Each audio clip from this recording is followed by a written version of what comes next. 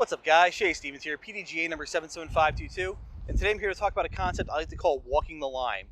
In disc golf, we hear always that you want to throw the disc on a line. You want to imagine that Jomez follow flight, imagine how it's going to finish, draw it all the way back, bring the disc in your mind back into your hand, all the way back into the reach back, and that's the line you want to throw on.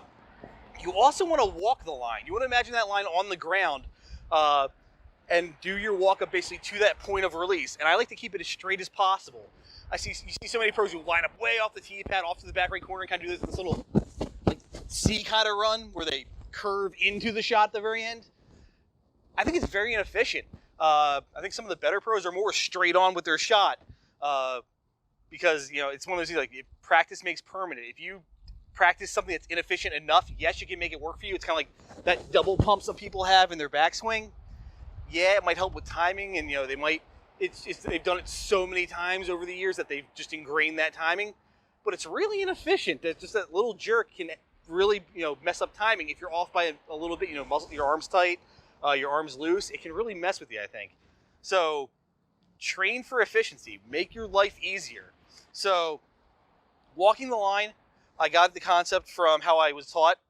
When I'm doing my pre-round stretches, I'll come out to the parking lot, I'll find a space that's wide open, and I'll find a line, and to practice my right-hand backhand, I basically line up with it just off my left-hand side, and the goal is I want to do my normal footwork, and with the finish, you want to make sure you have your finishing foot should cross the line, and your back foot should be back behind the line. You want to have at least a parking space line between the heel of your front foot and the toe of your back foot.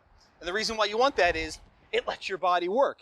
By creating this space, you're now able to reach straight back, straight through, get your hips turning, get the legs powering the shot. So many people, especially new players, and I was guilty of it for years, is because it feels natural to want to stack your feet, be 90 degrees to the tee pad, 90 degrees this way. It kind of feels like baseball almost.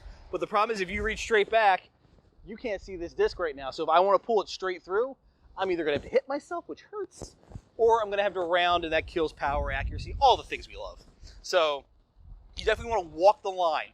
So basically trace that line in your mind and keep drawing it, and that should be your line to walk. Basically draw it through your mark on the ground or your spot on the tee pad that you like, and then walk that line. That spacing I just showed was for a flat, normal shot, a flat release.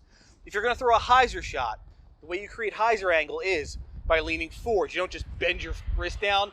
That's going to grind stuff, not a good time. Use your body. By doing that, your feet do have to change now. Because you are changing your center of gravity, your feet are going to have to come back to help you balance.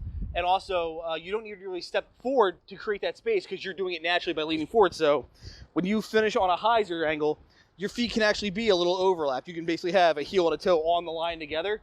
So that way you can reach straight back and still come straight through without a problem.